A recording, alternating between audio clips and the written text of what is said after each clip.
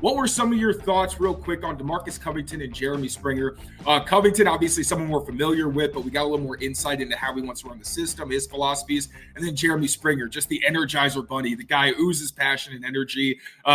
We got to hear that he's got some connections to Brendan Schooler, which is pretty interesting. Got some insight into how much he values the Patriots' history and their dominance in special teams during the dynasty era. So what did you think about those guys? Yeah, so I think with Covington first, because it's just an easy one, I wasn't surprised with really anything he said, and I mean that in the best way possible. I've talked a lot about, and Taylor, we've talked about keeping continuity on the defensive side of the ball, and where you had worked and not changing too much. And Covington kind of made it sound like, yeah, we want to be aggressive, we want to be physical, we want to play technically sound, but I don't think we're going to get out there and be like, wow, this is a whole new defense. This is a whole new scheme. It sounds like the idea is to just kind of maintain what's been successful as it should be. And yeah, like you said, Springer, football guy, high energy, super passionate. He reminds me a lot. Like if you were to ask me what coaches he reminds me of that I've interacted with, I would probably name 5 or 6 college coaches before I got to an NFL coach. Like he is a big time college, and that's not surprising. I mean, he's been in college most of his career. He joined the Rams a couple years ago after about a decade working at different, Division I colleges. I think for special teams coordinators in particular, where we hope the Patriots are going to build their special teams a little differently, where it's more, you'll still have 1 or 2, I think, core guys, but a lot of it's going to be younger guys who are maybe backups elsewhere that are looking to earn more playing time. So those are guys, having a coach like that kind of can help them adjust to the NFL level. So I love Springer's attitude. I love the energy he approaches it with. Look, we'll see if he can actually coach. We weren't going to learn that in a press conference. But I think my big takeaway from all the pressers yesterday were these guys get it. I think there's a real understanding of, I don't think anybody is ignorant to the situation the team is in. And it's not, hey, we're just going to walk in here and it's going to take care of itself and we're going to be contenders. Like there's going to have to be work from the coaching staff in order to kind of maximize what the unit they have. And I think that there's a real understanding of that, which isn't always the case. Now, understanding that and actually being able to act on that understanding and produce results are 2 different things. So we'll see if it actually pans out. But I think the mindset is right. For whatever that's, and some people may say that's worth nothing. And if you want to believe that, that's perfectly fine. I don't think it's worth everything, because I think the last couple of years they had some guys that, like, I don't want to pick on Cam McCord, but like I thought Cam McCord got it. I thought he was a guy that really understood what he was there to do, what he was supposed to be doing, the approach, all that. It just never translated. So I think the understanding is right. I think the mindset is right with the coaching staff. How it translates is ultimately going to decide whether or not they're a good staff, as it should. And I'm not going to punish them for things they haven't done. I'm not going to celebrate them for things they haven't done. We'll have to see. But it was just nice seeing that, like, they're all on the same page with each other and they're all on the same page with reality, as crazy as that kind of sounds.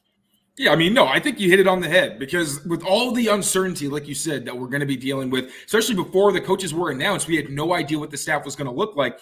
And after hearing from the coordinators, it's very clear they have the same vision. They want to use more empathy. They want to have relationships with these guys. They want the collaborative effort. I feel like that was something we heard time and again, as these people want to work together. And, I've seen some people kind of turning this into, they're kind of like poo-pooing how Belichick did things. Gerard Mayo's talking about having a bigger staff because it was so small in the past, and how they want to have all these, again, the relationships and things like that.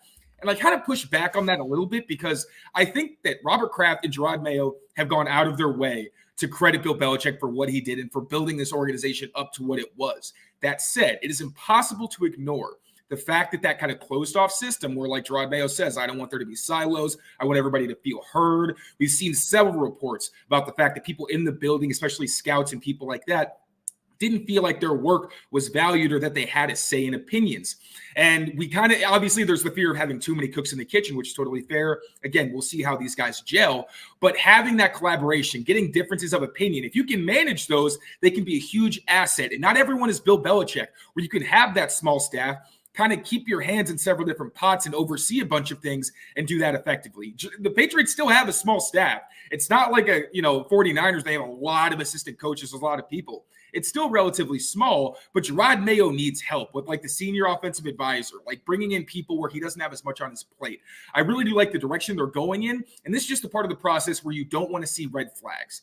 Like, you just don't want to have anything that you're actively worried about because of something someone said, or like it doesn't sound like they're really on the same page. So for a first-year head coach like Jerod Mayo to have this kind of early buy-in where you do hear a pretty clear message from everyone, I think that's exciting. Just, from what we get at this point, where we're not seeing any football, we're not seeing drills, and we don't get to actually see what the product's like on the field. Yeah, I think the other important thing is just like I understand why some people saw it as shots at Belichick. I think the thing yesterday about the size of the staff could have definitely been worded differently. But one, they have a bigger staff. They don't have a big staff. Like, by NFL standard, they had the smallest staff in the league last year at 17 coaches, which became 15 by the end of it started as the smallest, and they lost 2 coaches during the course of the season.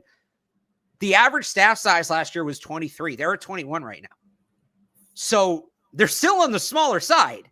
And maybe Mayo doesn't realize that. The other thing is the way some things are changing in terms of the way they're being done. And, Bill did it this way and he had so much success. Well, this isn't the team Bill had. Bill didn't really have teams with this talent level. And when he did, they weren't good.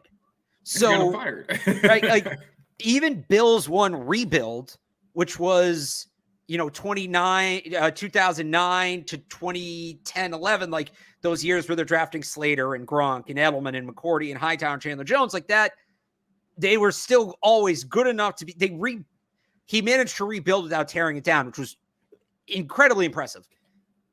This was a tear down rebuild, and Belichick's system works when you're winning games. I don't think it translates as much when you're losing. Now, I don't think Bill Belichick ever planned on losing games, nor should he. And to go as long as he did without having to tear the thing down to the studs is one of many tremendous testaments to what he did. But you need a different approach with a young team that's coming off a 4-win season than you do when you're contending for Super Bowls every year. What will be really interesting to see is kind of when they get to like the precipice and they are, in contention again, how much that Belichick stuff comes back. And I hope we get to have that conversation. It would be a very fun conversation to have.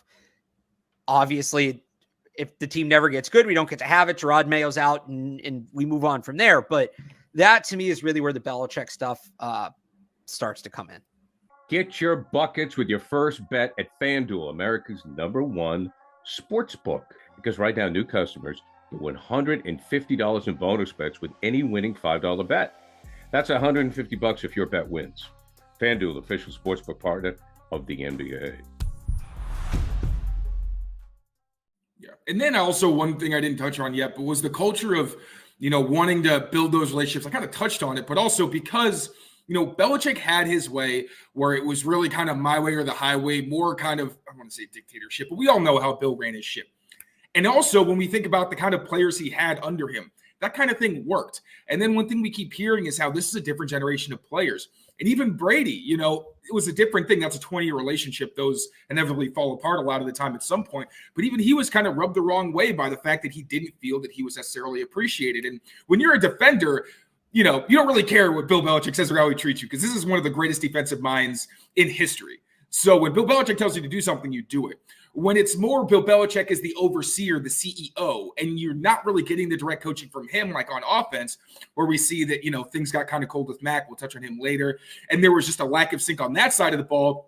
It excites me as we move into the Alex Van Pelt portion of the show, where it's very clear that, he's tagged as a relationship guy, and he really values, like what Mayo's been saying, getting to know them, making sure the players understand that you care about them and you understand them and can kind of adapt to different people, treat them differently the way that they need to based on, their personality types.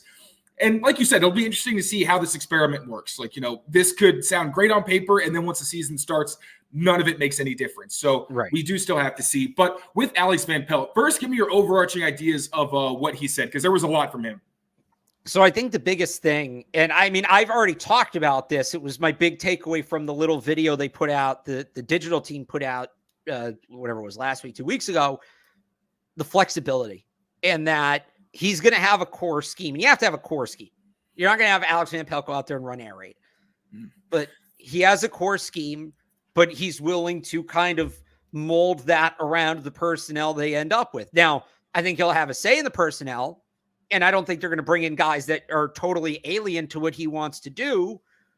But I also think that there's some flexibility there, which was maybe something that was an issue for the Patriots last year. Something they used to be unbelievable at, but just kind of faded. And I think if there's something that Van Pelt wants to do that they don't have the personnel to do, he'll de-emphasize it.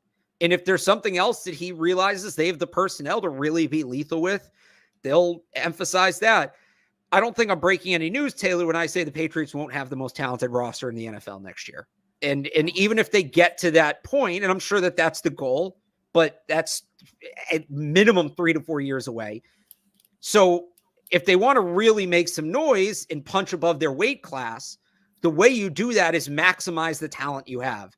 It's finding guys, putting guys in situations where this guy does these 1 or 2 things really well. So we're going to design our offense to maximize these guys doing these things. And we have this guy and we want him on the field because he does this, but he's not very good at that. So we're going to make sure that we're scheming around him having to do that. And he's mostly doing this instead of being like, just off the top of my head, this wouldn't really apply, but like, all right, this is, if you listen to Catch 22, you know why I'm saying this. All right, we want our slot receiver just running fade routes all day. That's all we want him doing. But, oh, well, we weren't able to get a slot receiver who's a really good fade runner. So we're just going to have somebody who can't run fades all day. Like that kind of felt like it was the approach to the last couple of years, especially on offense, which they're using tight ends in the blocking scheme weird. They were using running backs that didn't have a history of catching the ball as pass catching running backs. They were moving linemen in all these weird positions. It was like these guys couldn't do these things, but the Patriots wanted to do it. So they just kind of put their head down and went ahead and right?